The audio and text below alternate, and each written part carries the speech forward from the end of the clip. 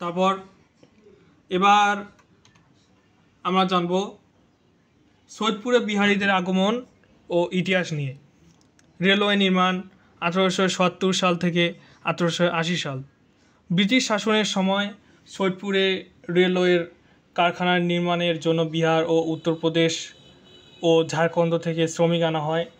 Railway কাজে নিয়োজিত হয়ে তারা স্থায়ীভাবে সৈয়দপুরে বসবাস শুরু করেন। আপনারা স্ক্রিনে যে ছবিটি দেখতে পাচ্ছেন এটা হচ্ছে ভারতের ছবি। এই অঞ্চলটুকু হচ্ছে ঝাড়খণ্ড, এটা বিহার, এটা উত্তরপ্রদেশ, আর এটা হচ্ছে বাংলাদেশ। বাংলাদেশের এই জায়গা হচ্ছে নীলফামারী, আর ওই নীলফামারীর মাঝেই রয়েছে, নীলফামারীর পাশেই রয়েছে সৈয়দপুর। এই তিন প্রদেশ থেকে নিয়ে যাওয়া হতো কেন? কারণ স্বল্প মূল্যে বেশিক্ষণ তারা কাজ করতেন এই জন্য। আর সেখানে যেহেতু তারা কাজ করতেন, কাজে নিয়োজিত থাকতেন, তারপর আর তারা বাড়ি ফিরে যাননি, সেখানেই স্থানীয় মেয়েদের বিয়ে করে বসবাস করতেন, এই আর কি। রেল সম্প্রসারণ ও শিল্প উন্নয়ন 1900 সাল থেকে 1947 সাল সৈয়দপুরে রেলওয়ের সম্প্রসারণ ও অন্যান্য শিল্প কারখানা গড়ে ওঠায় বিহারি শ্রমিকদের সংখ্যা বৃদ্ধি পায়। স্থানীয় বিহারি শ্রমিকরা মেরামত, যন্ত্রাংশ তৈরি কাজে সাথে জড়িত থাকতেন। দেশভাগ 1947 সাল। দেশভাগের পর বিহারি মুসলমানদের একটি বড় অংশ পাকিস্তান চলে যায়, কিন্তু একাংশ পূর্ব পাকিস্তানে মানে বর্তমান বাংলাদেশে বসবাস করতে থাকেন। সৈয়দপুরে শরণার্থী শিবির স্থাপিত হয় এবং সেখানে নতুন করে বিহারি মুসলমানেরা বসবাস শুরু করেন। মুক্তিযুদ্ধ 1971 সাল।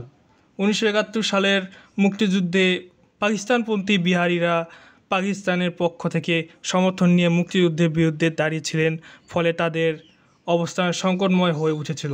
তবে কিছু বিহারি মুক্তিযুদ্ধের পক্ষে ছিলেন এবং তাদের বিপক্ষে সহায়তা করেননি।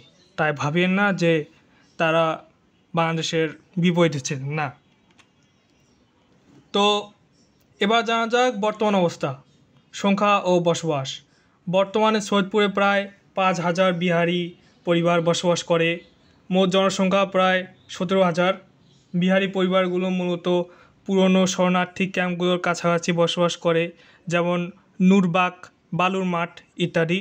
পেশা ও কর্মস্থান: বিহারি পরিবারগুলো রেলওয়ে কারখানায়, ছোট ব্যবসা ও মজুরি কাজে নিয়োজিত।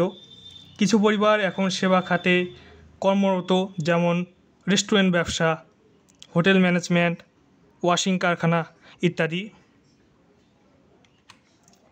নাগরিকত্ব সমস্যার মুখোমুখি: স্বাধীনতার পর বিহারি পরিবারগুলো নাগরিকত্বের সমস্যায় পড়েছিল।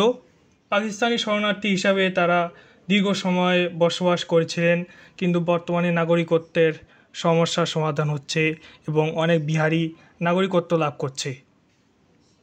সাংস্কৃতিক অবস্থা: বিহারি সম্প্রদায়ের সদস্যরা তাদের নিজস্ব উর্দু ভাষা ও সংস্কৃতি রক্ষা করেছেন, এজন্য তাদের ধন্যবাদ, এবং ইসলামিক উৎসব পালন করে।